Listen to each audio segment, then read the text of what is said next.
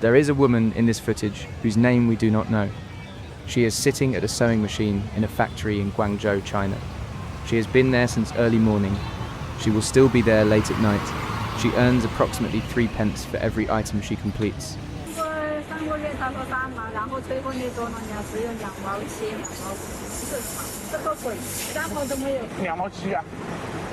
The item she is making right now costs £2.99 on an app that 150 million people have downloaded. The app is called Shein, and in the time it takes you to watch this video, Shein will have added approximately 3,000 new products to its catalogue.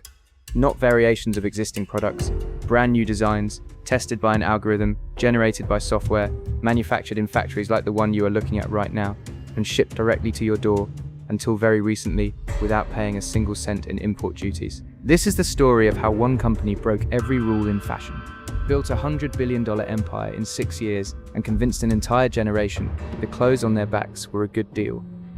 They were not, but the person paying the real price was never you.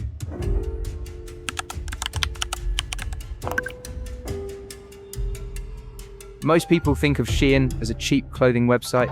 That description is technically accurate and completely wrong about what Shein actually is. Shein is a data company that happens to sell clothes. Every other fashion brand in the world operates on a seasonal model. They hire designers. The designers create collections. The collections go into production months in advance. The finished clothes go to stores. And if consumers do not want what the designers made, the clothes sit on rails until they are discounted or destroyed. Zara disrupted that model in the 1990s by cutting the production cycle from 6 months to 2 weeks. The fashion industry called it revolutionary. Zara was producing around 10,000 new styles per year by the 2010s. Industry analysts called it the fastest fashion operation on earth. Then Shein launched in the West around 2020 and produced 6,000 new styles per day. Here is how the machine works. Shein's algorithm permanently crawls social media, TikTok, Instagram, Pinterest, Reddit, identifying micro-trends before they emerge. A specific shade of green appearing in multiple posts, a particular collar style on a celebrity, a pattern that is gaining engagement in a specific demographic.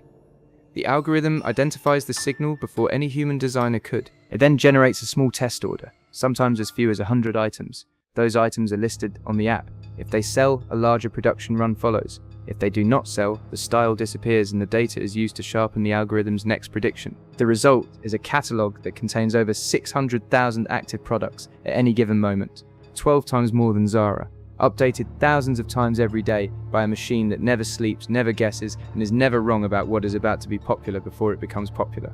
This is not fashion. It is a prediction engine wearing clothes.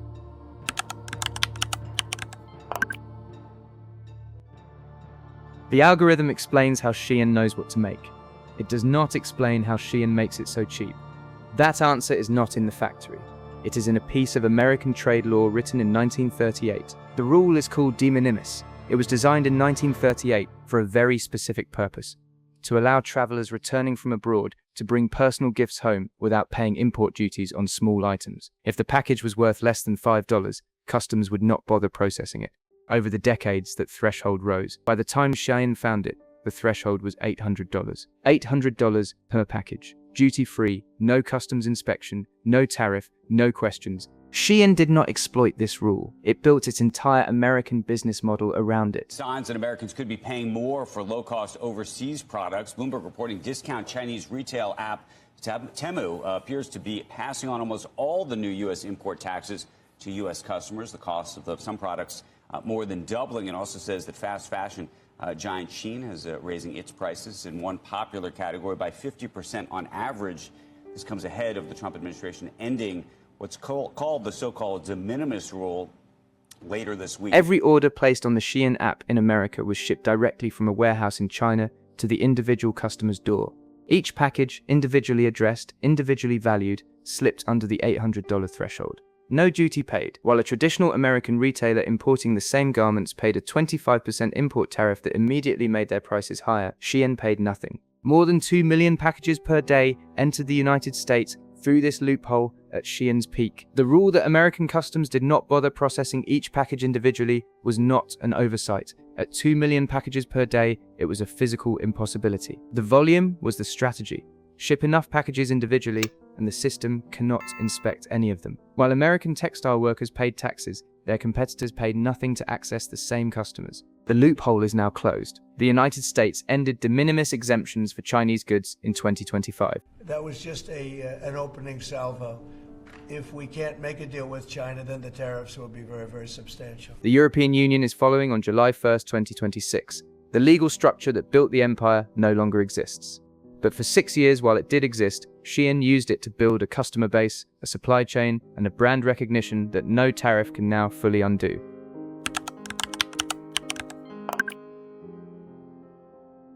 The undercover reporter who filmed inside 2 Shein supplier factories in Guangzhou spent weeks inside those buildings.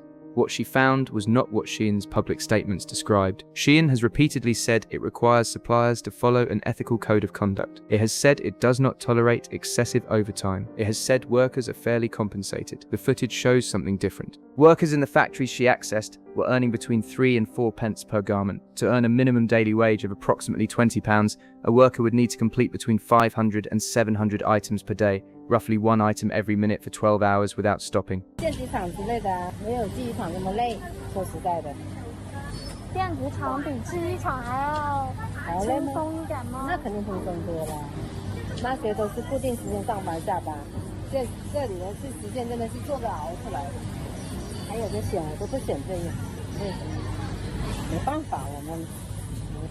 There were no Sundays. The first month's salary was withheld as a security deposit. Workers were told this was standard practice. It meant that leaving, even if the conditions became unbearable, cost you an entire month's pay. The name on the label of every item those workers produced was not theirs, it was Shein's. The risk was not Shein's either. Shein does not directly employ the workers in these factories, it contracts with suppliers.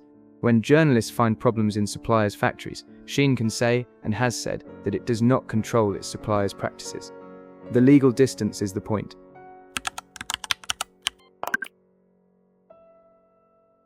The factories explain the supply side of Shein. They do not explain why 150 million people downloaded the app.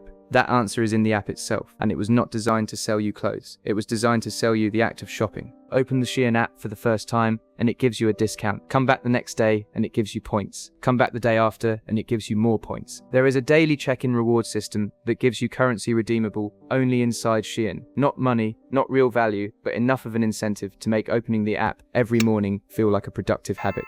The countdown timers are everywhere. This item, 6 left. This sale ends in 4 hours, 23 minutes. The timer may not be real, the scarcity may not be real, but the urgency it creates in the brain is entirely real. It is the same mechanism that keeps a person at a slot machine past the point of rational decision-making. The next spin might be the one. The next scroll might be the find. Then there are the influencers. Shein built a creator program that paid influencers commission on every sale generated through their link. The incentive was not to review Shein's products honestly. It was to produce haul videos of large quantities of cheap purchases presented as a discovery, as a treasure hunt, as proof that style was accessible to everyone regardless of income. A generation of young women watched other young women open bags of clothes on camera and felt simultaneously the aspiration to have those things and the guilt that they did not. The Shein app was there when they opened it. The price was low enough to act immediately. The checkout was 3 taps. In June 2023, Shein flew a group of Western influencers to China. They were taken to a factory. They were shown clean facilities, happy workers, ethical practices. They made videos, they posted them. The backlash was immediate and severe, because the Channel 4 documentary had aired 8 months earlier. The footage already existed, and the distance between what the influencers were shown and what the hidden cameras had found was visible to anyone who searched for it. The influencer tour was not a mistake. It was a calculated PR response to a documentary that had damaged the brand. The calculation failed, but it reveals something important about how Shein operates. Every public-facing move is strategy, not transparency.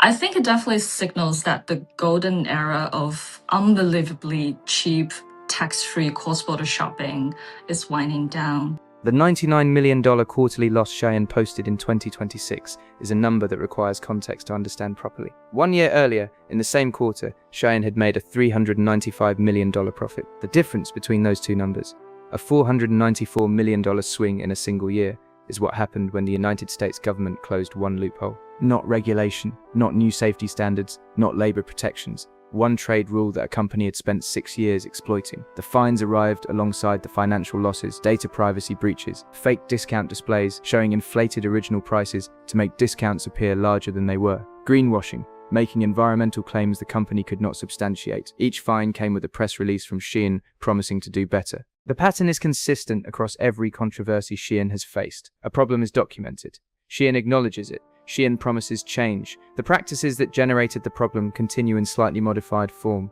The Hong Kong IPO, Shein's attempt to list publicly on a major stock exchange, has been delayed. Regulatory scrutiny in every major market has made it difficult for a company with Shein's supply chain record to convince public market investors that it represents a safe, long-term bet. Here is what Shein actually built. Not a fashion company, a machine. A machine that identifies what people want before they know they want it, manufactures it faster than any competitor can respond, ships it directly to their door through a legal structure that eliminated the cost advantages of domestic production, and markets it through a creator economy that it pays to generate demand rather than to inform. The woman at the sewing machine in Guangzhou earns 3 pence per item. The app that sells that item is valued at $100 billion. The person who bought the item paid £2.99. And until 18 months ago, the company that connected all 3 of those people paid nothing. Not in duties, not in taxes at the border, not in accountability for the conditions at the factory, to move a garment from a machine in China to a wardrobe in London, New York, or Nairobi. The loophole is closed. The fines have arrived. The losses are being reported. But the app is still on 150 million phones. The algorithm is still running. The factories are still producing. And somewhere in Guangzhou, a woman whose name we will never know is still sitting at a sewing machine.